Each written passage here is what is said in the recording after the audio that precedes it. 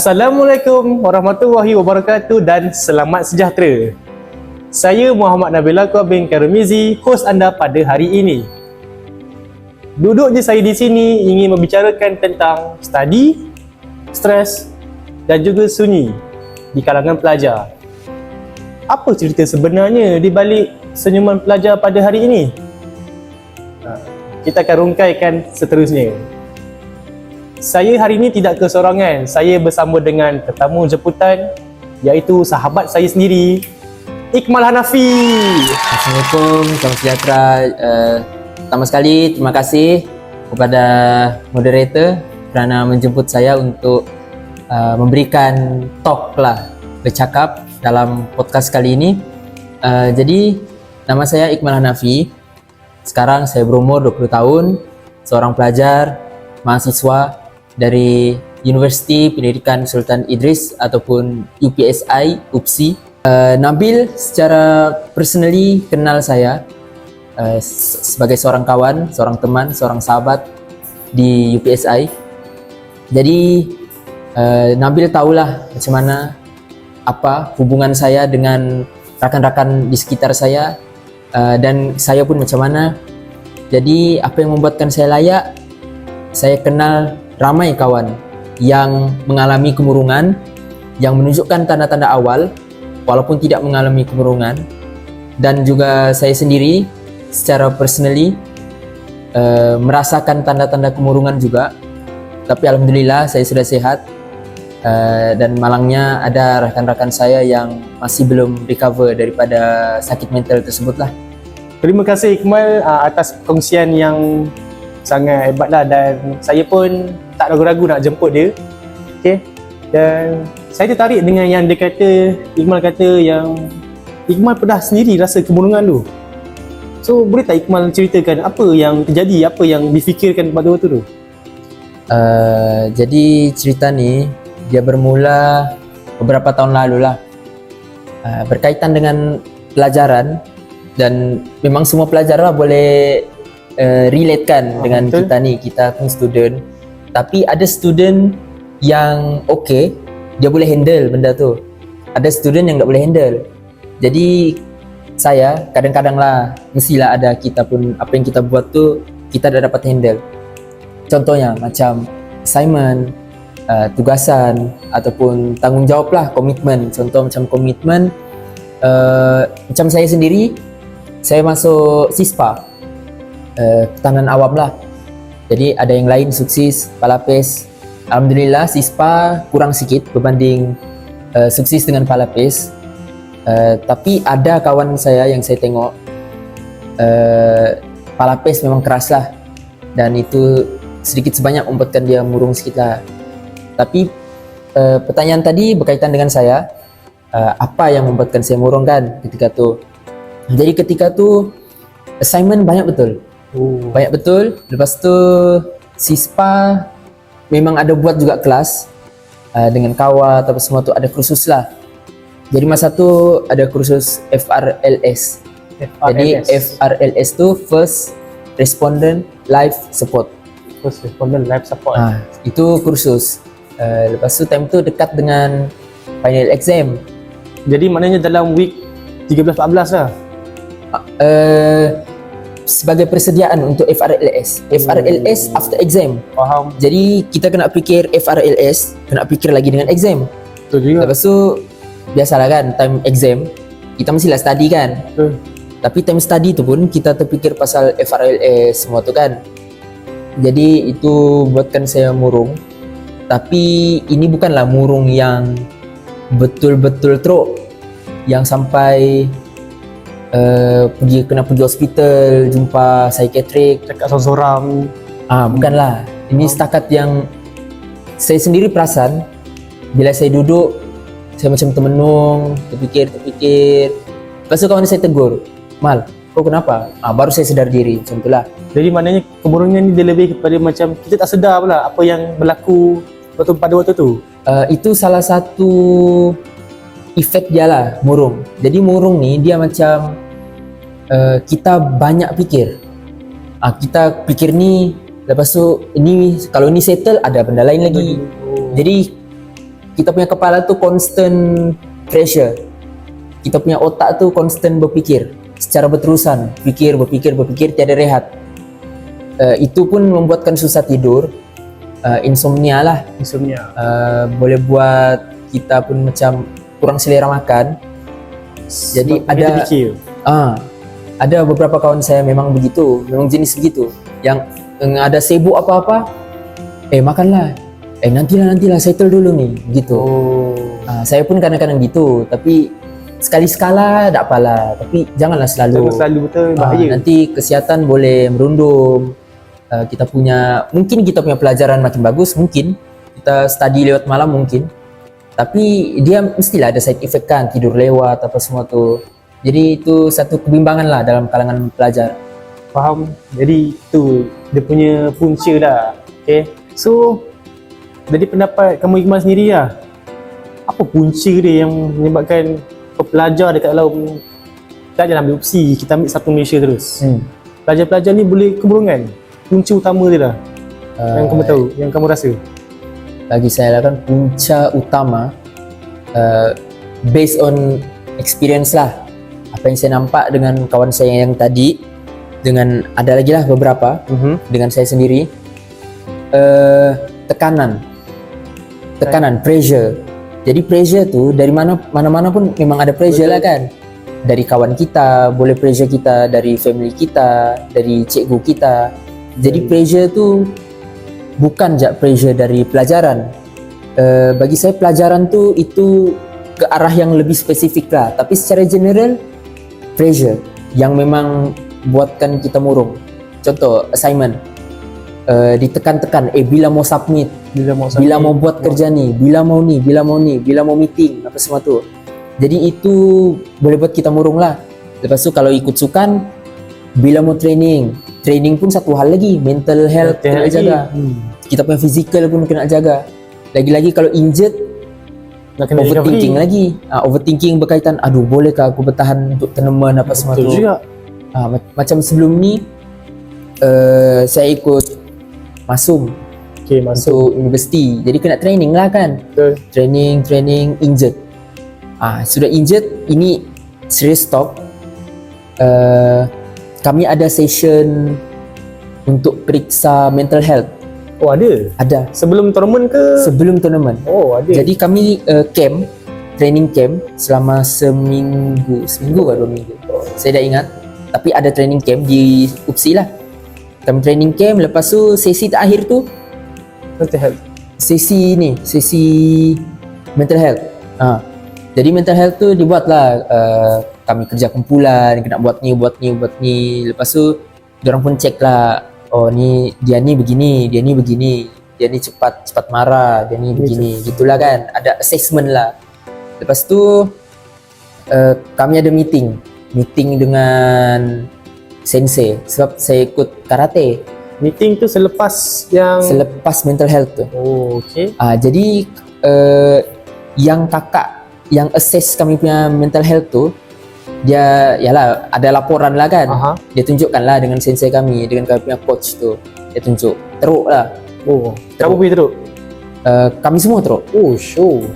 Okay. Jadi kami dipanggil lah oleh coach. Apa yang membuatkan kamu begitu? Kenapa teruk kamu punya hasil mental health tu? Lepas tu kalau yang dorang, sebab mostly kami senior. Mostly semua senior lah. Mostly. Tapi ada seorang, 2, 3 yang junior lah, termasuk saya sendirilah. Jadi bagi dorang dengan FYP semua tu berkaitan dengan belajar juga tu, dengan dorang punya course akademik. Kalau saya masa tu serius, saya nangis masa tu. Nangis juga? Masa sensei tanya tu, terus sebab terus sampai dalam hati lah. Kenapa ya? Tak berapa ingat lah kenapa. Tapi masa tu memang sebab Masum tu time cuti SEM antara semester 2 dengan semester 3. Okey, bulan 6, 7. 8-9. Okay, Sepatutnya kita cuti 8-9, 10 datang balik kan. Betul. Bulan 8 saya datang balik. Kita habis bulan 7 kan, habis bulan 7. Tapi selepas tu kan saya ada FRLS. Oh. Jadi habis dia kan bersambung. Habis FRLS tu Ogos. Jadi saya balik rumah. Lepas tu dalam 3 minggu. Lepas tu hujung bulan 8, 25 Ogos kalau tak silap. 25 atau 26. Flight lagi balik di sini Pergi sini balik. untuk training. Maknanya dalam masa 3 bulan cuti tu rasa macam tak cuti lah. Tak cuti Sam lah. Macam tak cuti lah kan. Yalah kita ada family kan. So, jadi yalah tapi time tu memang semangat lah. Memang semangat mau join Masum kan. Oh aku wakil universiti gitu. betul. Jadi kita memang macam happy lah kan. Kita ada motivasi untuk pergi. Jadi masa awal-awal tu saya tak lah komplain. Saya tak lah macam kenapa juga buat time cuti. Saya tak lah komplain. Itu hal pihak pengurusan lah kan. Bila ada orang mau buat. Jadi kita sebagai atlet kita ikut jalan kan. No komplain lah bab tu. Jadi pergi sini naik flight. Lepas tu stay di college. Lepas tu training Training tu memang setiap hari lah. Training tiap hari lah. Setiap hari. Lepas tu memang penat lah kan. Namanya juga training combat sport yang memang combat fight. sport yang memang fight. Jadi kita bukanlah down, tapi mestilah kita rasa macam burn lah kan, macam penat gitu kan. Tapi still kita kena teruskan. Sebab kita dah masuk. Kita dah masuk, membawa nama universiti. Lepas tu dengan mental health tu pun, saya ingat kenapa saya nangis masa tu. Jadi masa tu mostly kami injured. Mostly memang yang sakit-sakit yang mau training pun susah. Contoh sakit ni? Macam kalau saya sakit Hamstring, bahagian kaki lah. bagian kaki, bagian paha Paha kanan. bagian bawah. Kanan, kiri, hamstring lah bawah tu. Tapi saya masa tu sakit bagian kiri. Memang sakit, dia tegang. Biasanya kalau hamstring nak recovery berapa hari? Depends jugalah betapa teruk tu. Faham. Macam saya sebab hamstring saya ni mula sakit lama lagi dari superopsi. Superopsi beberapa bulan sebelum tu. Dalam masa seminggu yang memang jangan buat apa-apa. Kaki tu diam. Jalan pun pelan-pelan, jangan nak lari. Jangan. Faham. Seminggu lebih baru dia dapat balik yang asal. Faham. Yang betul-betul sembuh. Tapi di situ saya silap. Sepatutnya saya teruskan stretch bagi Faham. dia biasa.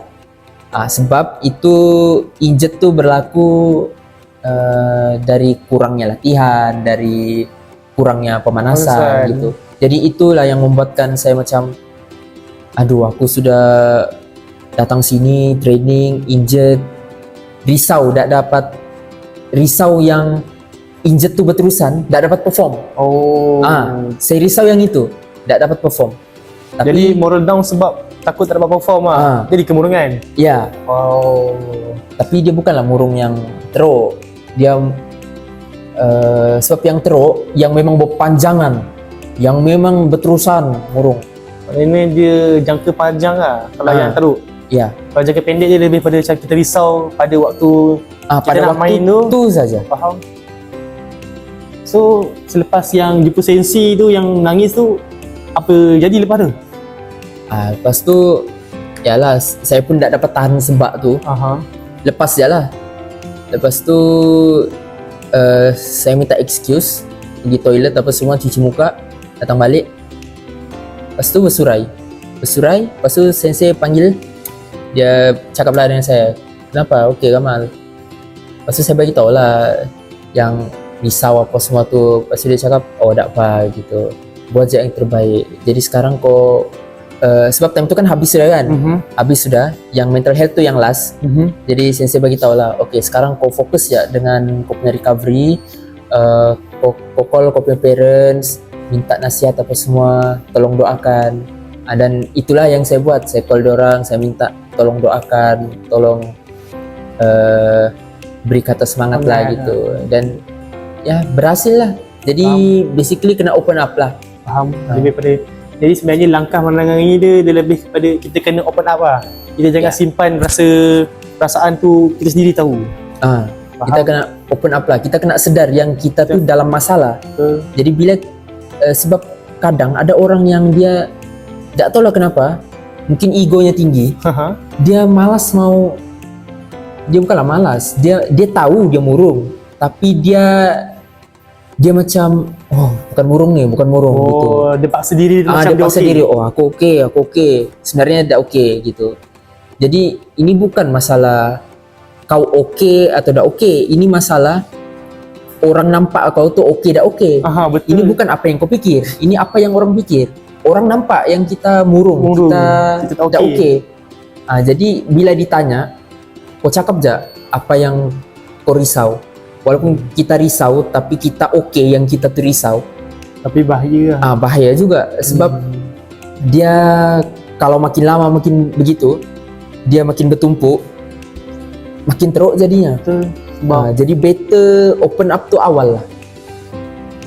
Sebab masalah kita ni tak semestinya kita handle sendiri. Ada orang boleh tolong juga. Betul juga. Sebagai kita lah, kita sebagai kawan yang nak tolong orang yang ada masalah kemurungan ni, apa peranan kita? Peranan kita jangan leka lah. Kita jangan leka dengan kita punya persekitaran. Faham. Jangan kita macam fokus ke depan, jangan tengok orang kan. Orang belakang. Kita kena aware lah juga. Jangan cuai, jangan leka. Kita kena aware dengan kita punya persekitaran, dengan orang keliling kita, terutamanya housemate, yang member lah, kita punya kawan-kawan. Paling terdekat lah tu. Yang paling dekat. Jadi yalah, kelas pun hari-hari kan. Betul. Jumpa pun orang yang sama, bukan orang yang lain. Jadi sekali-sekala tengoklah macam mana dia behave, dia okey atau enggak. Tanya kabar lah. Okey kah gitu. Betul. Roommate jugalah, roommate, housemate. Tanya dia okey kita lah. Kena tanya okey kah, enggak kah. Sekali-sekala bawa jalan lah. Janganlah tinggal seorang-seorang kan. Ajak sekali. Kalau ada yang seorang, teman lah. Teman, ajak dia gaul berbual sekali. Berbual. Nah, itu pun sedikit sebanyak boleh membantu juga. Faham. Kalau kita ajak bual pun, dia kemungkinan akan open up.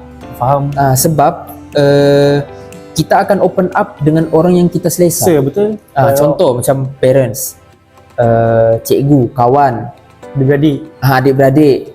Tapi yang parents pun semua orang pun tak relate. Betul, sebab ada parents yang menakutkan dorang punya anak kan.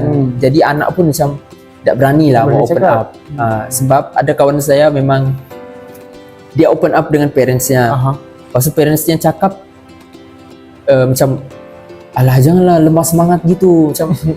Sebab lain-lain orang, lain treatment, lain cara dia, lain cara.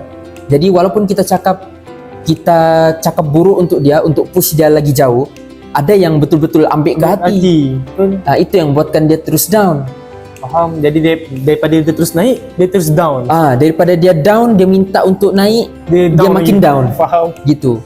Jadi ada parents yang dorang macam tak tahulah kenapa, mungkin kurang kenal anak dorang, mungkin tak tahulah. Kita tak tahu lah sebab orang lain ya. Orang lain kan, family orang, kita tak tahu. Tapi apa yang saya nampak begitulah. Lepas tu dia ni dia budak pandai. Yang kawan saya ni lah, budak UMS. Dia selalu komplain di status. Dia jadi jenis yang ada masalah komplain di status. Lepas tu ada yang reply ke tak tahu? Tak tahu. Tak tahulah ada yang reply atau enggak. Saya tak reply lah. Tapi itu cara dia untuk meluah sebenarnya. Itu cara untuk meluah, tapi luahan tu salah. Betul, sebab luah dekat public kan. Di status WhatsApp tu dia luah situ macam. Lepas tu dia perempuan. Dia maki-maki. Dia maki-maki di status. Ni memang salah lah cara dia. Salah lah. Atau dia carilah orang yang boleh untuk dia cerita. Dia ada masalah. Lepas tu dia maki-maki dalam status. Kita pun yang menengok pun macam, apa kena ni? Kenapa dengan dia ni? Dia masalah apa ni maki-maki? Jadi macam itu buatkan kita macam berundur sikit lah dari dia. Faham? Saya pun sebagai kawannya sendiri pun saya pun macam mau undur juga dari dia sebab dia memang Menakutkan lah. dari segi sikapnya tu lah, percakapannya tu dia main lepas je. Faham? Padahal dia budak pandai. Faham? Dia lebih pada adab guys. Okay? Ya, walaupun pandai tapi tiada adab pun kurang jugalah gitu. Okay, kita dah sampai ke penghujung lah. Okay, so ada tak apa-apa message untuk pelajar di luar sana bagi management mental diorang, kewangan ke apa-apa ke? Jadi pesanan lah untuk diorang. Okay, pesanan untuk yang di rumah, tak semestinya di rumah lah, di kampus ke, di bilik ke, siapa-siapa pun yang menonton ni, ada masalah, cakap je. Kamu luahlah macam mana pun, jangan diam. Kamu bercakap lagi bagus daripada kamu diam. Kamu diam, masalah orang tak tahu. Tapi kalau kamu bercakap, walaupun cara salah macam si kawan tadi, at least kita tahulah yang dia ada problem. Jadi ada juga orang yang akan support. Walaupun betapa salahnya dia tu, kita tahu dia ada masalah. Jadi kita pun macam aware lah yang dia ada masalah. Kita jangan usik lah supaya dia tu mentalnya stabil, hendak makin kurang. Tapi kalau senyap, orang pun tak tahu kan kamu okey atau enggak. Jadi itu susah lah untuk orang lain bantu. Sebab kita sebagai manusia, kita kena saling bantu-membantu lah kan. Tak semestinya lah orang tu baik ke jahat, ada masalah, kita pun kena lah bantu kan. Sedangkan orang buat jahat pun masuk penjara, bukan dibunuh terus. Jadi itu salah satu cara untuk dorang improve lah. Kita membantu dorang supaya dorang improve, have a better life gitu. Jadi siapapun yang ada masalah, open up, orang akan bantu. Kita ada pakar mental di mana-mana pusat kesihatan, mana-mana universiti pun mestilah ada pusat konseling kan. Jadi rujuklah dengan konseling. Okay. Jadi terima kasih kepada jemputan Iqmal. Jadi korang yang dekat rumah sana, dekat college ke kat mana tadi, tolonglah bercakap. Okay. Ada masalah, tolong bercakap saja. Okay. Jangan simpan di hati. Semua orang ada untuk bantu dia. Okay. Terima kasih dan saya akan akhiri podcast pada hari ini. Bye.